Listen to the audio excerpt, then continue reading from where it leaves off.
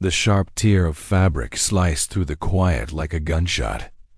Aisha Carter stood in the heart of O'Malley's tavern, her bare back lit by the harsh yellow glow of the overhead lights. The Delta Force tattoo etched into her skin halted every breath in the room. Vince Malone's knife glinted in his trembling hand, his expression shifting from smug confidence to raw fear. The air thickened with tension. 30 pairs of eyes fixed on the black woman who had just upended their perception of strength. To understand why a single tattoo could paralyze a bar full of hardened criminals, we must rewind 6 months to when Aisha first stepped through those doors, carrying secrets that would alter everything. Aisha Carter polished another glass with meticulous care, her movements precise, like a soldier maintaining their weapon. Every 30 seconds, her gaze scanned the room. Exits first, then hands, then faces, a reflex honed in places where alertness meant survival. At 34, she stood 5'6", her slender frame deceiving most into thinking she was delicate.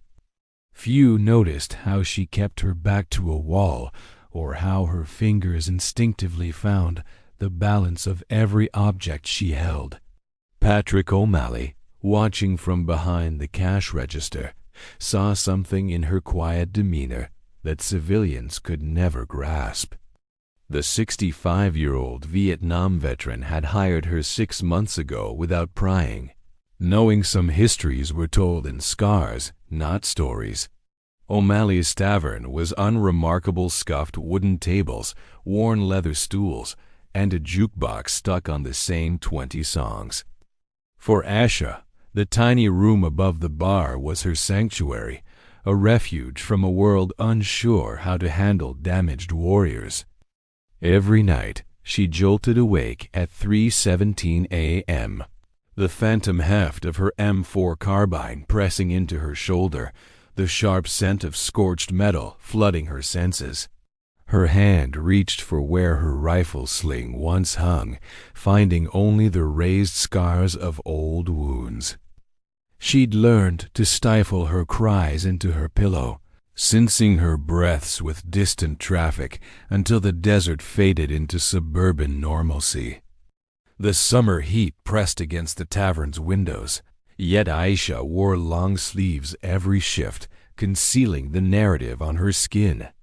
Patrons learned she spoke through nods and gestures, pouring drinks with disciplined efficiency that hinted at training, not coldness. When she sliced limes for the evening rush, regulars paused their chatter, noting how she wielded the knife, not like a bartender, but like someone who'd used blades for darker purposes. "That girl carries ghosts," Patrick once told his wife. She nodded, recognizing that some ghosts wore dog tags and uniforms. Every Friday at 8 p.m., the growl of Harley-Davidson engines rattled the windows, signaling a shift in the tavern's atmosphere. Conversations halted, couples recalled sudden errands, and even the most inebriated patrons sobered enough to pay and leave. For 3 years, the Iron Vipers Motorcycle Club had claimed Friday nights at O'Malley's. Ever since Vince Malone decided the old man's bar owed protection, it never sought. Patrick would count out $500 in weathered 20s, placing them in an envelope kept ready like a lifeline.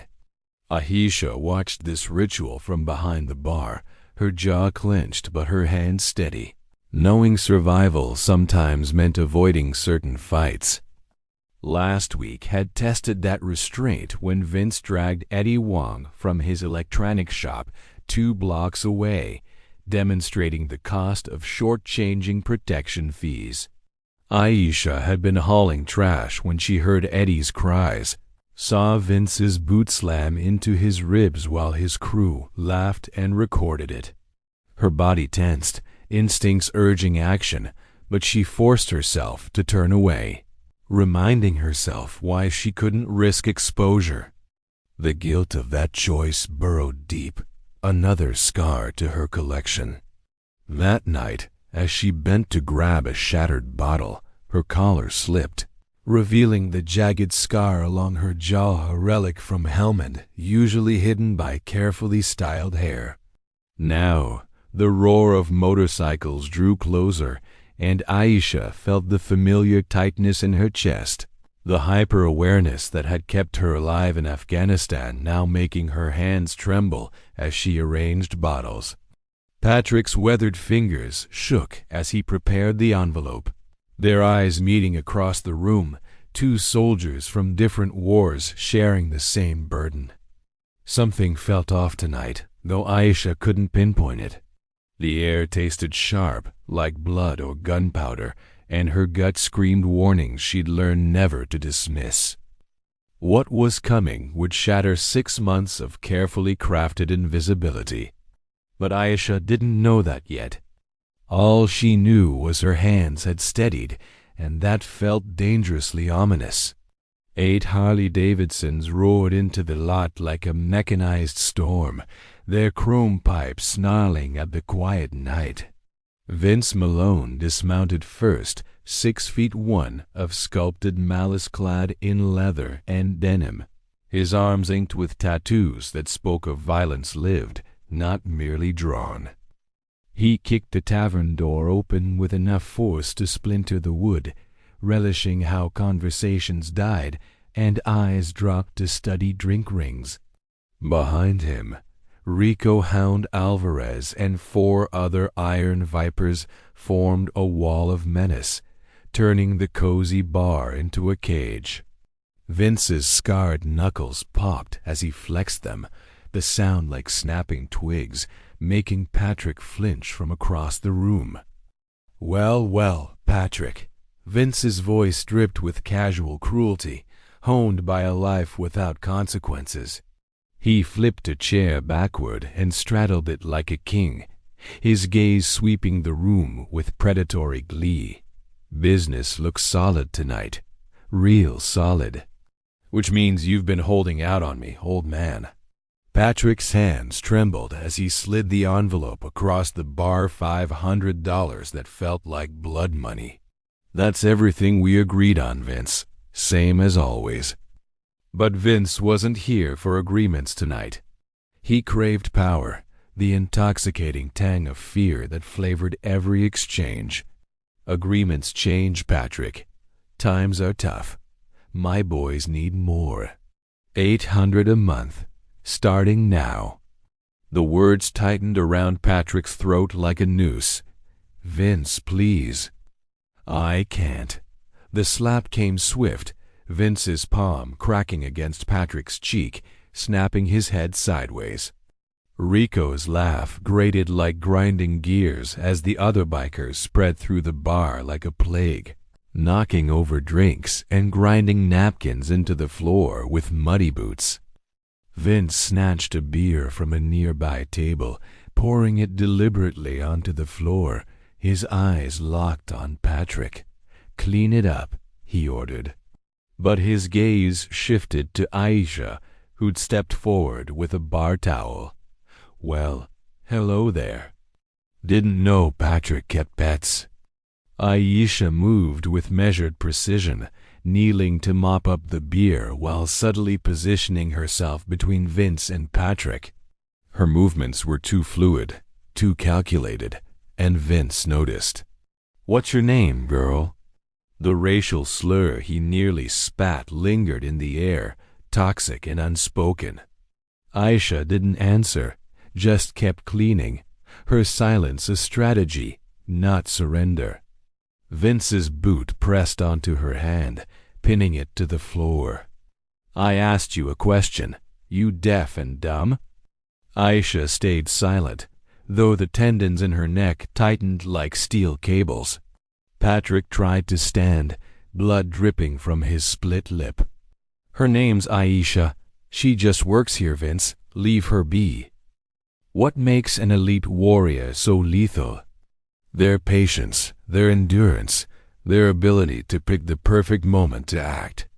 Vince Malone had never faced a true soldier, only civilians too frightened to resist. Aisha, he drawled, tasting the name like cheap liquor. Pretty name for Patrick's black underscore.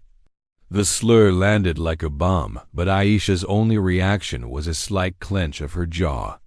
She rose slowly, towel in hand, meeting Vince's gaze with a calm that made Rico shift uneasily. "Oh, this one's got fire," Vince grinned, his teeth like jagged gravestones. "Makes it sweeter when they break." He shoved Patrick again, harder, sending the old man crashing into the shelves. Glass shattered, whiskey mingling with blood on the floor, and something in Aisha's stance shifted, subtle but lethal, like a weapon being cocked. "That's not how you fix things." Her voice cut through the chaos, each word sharp and controlled. The bar froze. Vince's face cycled through shock, amusement, then fury. Did this underscore just tell me how to run my show?" Rico and the others tightened their circle, hands inching toward hidden weapons. Aisha didn't flinch, her eyes locked on Vince with the calm of someone who'd stared down death and found it lacking. "I said," Vince stood, towering over her, "do you know who I am?" What happened next would turn O'Malley's Tavern from a quiet suburban bar into a battlefield where true strength was measured not in muscle or numbers, but in the courage to stand when others cowered. Vince charged like a freight train, 220 pounds of fury aimed at the black woman who dared defy him. Aisha sidestepped at the last instant, using his momentum to send him crashing into a table that splintered under his weight. The other bikers surged forward but froze when Aisha snatched a broken bottle, gripping it with the ease of someone who'd handled deadlier tools in worse places. "Stay back," she commanded, her voice carrying a bone-deep authority that made even Rico pause. Vince scrambled up, his face flushed with humiliation, and lunged again. This time, Aisha didn't dodge. She met him head-on, her smaller frame somehow absorbing his force, redirecting it with techniques honed far from any barroom brawl. Her elbow struck his solar plexus, her knee targeted a nerve cluster in his thigh, and suddenly the bigger man was gasping, off balance, bewildered. "You little..." Vince's hands caught Aisha's shirt, fingers clawing into the fabric as they struggled. Aisha twisted to break free, but his grip held. The sound of tearing cotton echoed like a thunderclap. Time slowed as her shirt ripped open, exposing her back to the harsh tavern lights. The tattoo sprawled across her dark skin like a battle standard. The Delta Force insignia sword and 3 lightning bolts framed by intricate military imagery. Below, in bold letters, SGT Aisha Carter, Purple Heart recipient, Operation Enduring Freedom, 2019 to 2022. At its base, a pair of inked dog tags with "Never Forgotten" etched beneath. The artwork was both stunning and haunting, a testament to service, sacrifice, and survival. The bar went silent as a crypt. 30 people held their breath, processing the revelation. Even the jukebox seemed to pause in reverence. Vince's hands fell limp, his mouth gaping like a stranded fish. Rico Hound Alvarez, a 2-tour Iraq veteran turned criminal, recognized the insignia instantly, his face paling beneath his beard. "Holy hell," someone muttered. "She's Delta." The word spread like wildfire. Delta Force, the Army's most elite, their missions so classified they vanished into shadow. And not just any operator, but a Purple Heart recipient. She'd bled for her country, yet here she was, pouring drinks in a rundown tavern. Vince's pride, built on never yielding, couldn't process this. His fear twisted into mockery. "Well, ain't this cute?" he sneered, voice wavering. "Patrick's got a broken toy soldier. What's wrong, darling? Still hearing explosions in your head?" He circled her like a vulture eyeing wounded prey. "Purple Heart, huh? Means you got hurt. Means you failed." Aisha stood still, her exposed back unbowed, hands relaxed, but her breathing quickened, shallow and sharp. "How many of your team came back in coffins because you weren't enough? Do their families know you're hiding in this dump? How many times can a warrior's heart shatter before it becomes unbreakable?" Aisha had wrestled with that question nightly for 2 years. Now she had her answer. The flashback struck like an ambush, sudden, brutal, inescapable. She was back in Helmand, dust and cordite choking her lungs. The blast had flipped their MRAP like a toy. Specialist Carter was screaming, his leg severed below the knee. Aisha dragged him to cover under fire, shrapnel tearing through her shoulder. "Stay with me, Carter. Stay with me." But there were too many wounded, too few hands, and the medevac was pinned down. She'd made impossible choices that night, and those choices haunted her like specters. Her hands trembled now, the telltale shake of PTSD winning. Vince saw it and grinned, thinking he'd found her weakness. "There it is," he taunted. "The crazies are showing. What are you gonna do, hero? Cry? Run like you ran from." But Aisha wasn't running. She was evolving. The trembling stopped, replaced by a stillness that heralded violence like clouds before a storm. "You know nothing of sacrifice," she said, her voice heavy with every flag-draped coffin she'd honored. "You know nothing of carrying lives in your hands, of making impossible calls in impossible moments." She faced him fully, no longer hiding. "This tattoo? It means I've walked through hell and returned. It means I've paid costs you can't fathom for freedoms you don't earn." The crowd stirred, realization dawning like light after a long night. Patrick straightened, blood on his chin but pride in his eyes. "That's enough, Vince," an older man in the corner said, that Desert Storm Marine veteran. "You're talking to a damn hero." Others found their voices. "She served while you sold drugs to kids," a woman added. Rico looked uneasy, his worldview fracturing. But Vince's fury had no outlet but forward. His hand darted to his belt, drawing a 6-inch serrated knife that had settled disputes before. "I don't care what uniform she wore," he growled. "In here, I'm the only law." What happens when unyielding rage meets unshakable courage? O'Malley's Tavern was about to learn. The knife slashed toward Aisha's throat, but her hands moved faster, reflexes forged in life-or-death moments, half a world away. She blocked Vince's wrist with her forearm, her other hand finding a pressure point that forced his fingers open.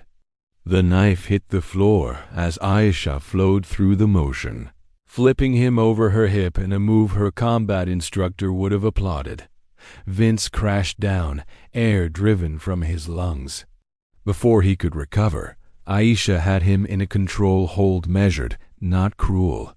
Her knee on his spine just enough to keep him still. "I don't want to hurt anyone," she said, her voice steady. "But I'll protect those I care about." That's what soldiers do. The room's atmosphere shifted, like waking from a shared nightmare. Rico stepped forward, not to aid Vince, but to kick the knife away. "Stay down, Vince," he said softly. "You're done." Patrons found courage in Aisha's stand. The Marine veteran stood, then another, then a young woman whose brother was deployed. Soon, 30 people formed a wall between Aisha and the remaining Iron Vipers. "This is our bar," Patrick declared, his voice stronger than it had been in years. "And she's one of us." The bikers exchanged glances, their usual intimidation tactics useless against a united front. Vince thrashed, cursing, but Aisha held him with minimal force enough to restrain, not harm. Police sirens wailed outside. Detective Lisa Park entered with 4 officers, hand on her weapon. She'd been building a case against the Iron Vipers for 18 months, but witnesses always backed out, too scared. Tonight was different. "He pulled a knife on her," Patrick said instantly. "We all saw it." The chorus of agreement was overwhelming. "He's been extorting us for years," the Marine added. 500 from Patrick, more from others. Rico stepped forward, and Vince's eyes widened in betrayal. "I'm done," Rico said. "Detective Park, I'll tell you everything. Drugs, protection rackets, where we keep the books." Silence fell like a hammer. "You rat," Vince wheezed, but Rico shook his head. "I followed you, thinking you were strong. But her," he nodded at Aisha, now helping Patrick to a chair. "She showed me real strength. It's not about hurting the weak. It's about protecting them, even at a cost." 2 other Iron Vipers stepped back from their bikes. "We're out too." Detective Park's body camera recorded all witness statements, security footage of Vince's assault, and Aisha's restrained response. With hate crime charges for the slurs, Vince faced serious time. His family's wealth might buy lawyers, but not 30 matching testimonies or clear video evidence. The story went viral within hours. Female Delta Force veteran defends bar from racist biker spread across social media, shared by military groups, women's organizations, and civil rights advocates. News crews arrived the next morning, but Aisha wasn't hiding anymore. She stood outside the tavern in a tank top, her tattoo bared, speaking truth to microphones. "For 6 months, I hid who I was, thinking my scars made me weak. But strength isn't hiding. It's standing for what's right, even when you're shaking." The clip hit 10 million views in 3 days. Donations flooded in for O'Malley's Tavern. Veterans groups reached out. Aisha became a symbol of resilience. But whose life changes most when truth is revealed? Sometimes it's not who you expect. 3 months later, Vince sat in federal prison, his empire collapsed, his family estranged. The Iron Vipers had dissolved, their members arrested or scattered. Rico opened an auto shop hiring only veterans, offering second chances. But the greatest change was at O'Malley's Tavern. Once a rundown bar, it became a haven for veterans with PTSD. Aisha led weekly support groups, sharing her story to help others face their demons. "I thought hiding protected me," she told the group one Thursday. "But isolation's just another cage." Patrick, fully recovered, made Aisha a legal partner in the bar. Together, they built something beautiful from something broken. The ripples spread beyond their town. Aisha's story inspired veterans to seek help, especially women who felt less alone seeing her. She testified before Congress on women veterans' challenges and consulted with the VA and PTSD programs. But she kept tending bar at O'Malley's because sometimes the most powerful act is simply showing up, scars and all. "Every time I wear this tank top and show my tattoo," she told a documentary filmmaker, "I'm telling every struggling veteran it's okay to be wounded. It's okay to need help. What's not okay is giving up." Her phone buzzed constantly veterans and crisis media. speaking gigs, but she always made time for the broken warriors at O'Malley's door. 6 months after that pivotal night, Aisha stood behind the bar, unrecognizable from the woman who'd hidden in long sleeves. Her black tank top displayed her Delta Force tattoo proudly, her movements confident as she served the Thursday crowd. The bar had transformed: fresh paint, new furniture, a wall honoring local veterans. Patrick worked beside her, their partnership official, treating her like family. The crowd had shifted from escapists to a community seeking connection: veterans, families, supporters filling tables once used for extortion. Aisha smiled, a real smile, as she served female veterans who'd driven 2 hours to meet her. The door's bell chimed, and a young Asian woman entered, her posture betraying military training despite civilian clothes. She froze, scanning exits and counting heads, habits Aisha knew well. The woman, about 25, carried the hollow stare of someone who'd seen too much too young. She approached cautiously, hands visible. "Excuse me." Her voice barely rose above the soft classic rock. "Are you Sergeant Carter?" Aisha set down the glass she was polishing. "I am, and it's just Aisha now." The relief on the woman's face, Lila Nguyen, Army medic, back from Syria 2 months, broke Aisha's heart. Lila's story poured out: a convoy ambush, soldiers she couldn't save, nightmares that stole sleep. "I saw your story online," she said, tears brimming. "My mom sent it. I sat in my car outside for an hour to work up the courage to come in." Aisha guided her to a quiet booth. "6 months ago, I was hiding from my own shadow, thinking my scars meant I'd failed. But these," she showed her shrapnel-scarred forearm, "aren't failure. They're proof of battles survived." Leela traced her own hidden scars. "I can't stop seeing their faces, the ones I lost." Aisha reached out, warrior to warrior. "They never leave, but we honor them by living, by helping others fight the same battles." Patrick brought coffee, knowing when talk needed clarity, not alcohol. He nodded at Lila before returning to the bar. "Strength isn't hiding wounds," Aisha said. "It's sharing them so others know they're not alone." She gestured to the bar, alive with conversation. "Half these people are veterans or their families. We've built a place where you don't have to pretend you're okay." Lila's shoulders eased. "My family wants the old me back, but she's gone." Aisha's reply carried hard-won wisdom. "You can't go back, but you can go forward, and you don't have to do it alone. Can sharing your darkest moments become your greatest strength?"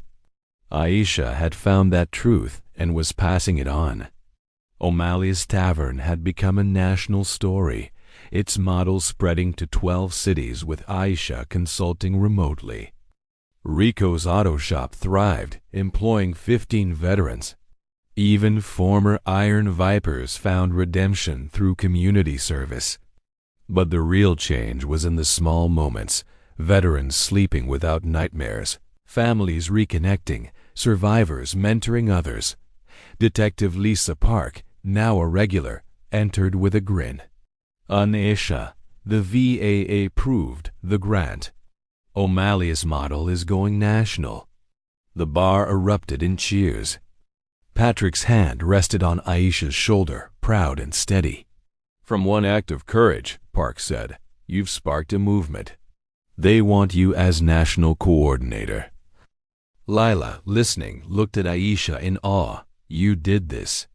Aisha shook her head. "We all did. Every person who stands up, who shares their story instead of suffering alone, they're part of it." Her phone buzzed a DC number. "Aisha Carter, this is Senator Eleanor Brooks." We'd like you to testify before the Armed Services Committee on Veteran Mental Health. Aisha's hand trembled, but her voice was firm. I'll be there. Patrick raised a toast to Aisha Carter, who showed us strength comes from facing demons, not fleeing them. Glasses rose, but Aisha's mind was on the thousands of veterans still hiding. Her war had shifted battlefields. 6 weeks later, Aisha stood before Congress, her tattoo visible under her blazer. Every day, 22 veterans take their lives, not from weakness, but from fighting alone. We can change that. Her words carried lived experience.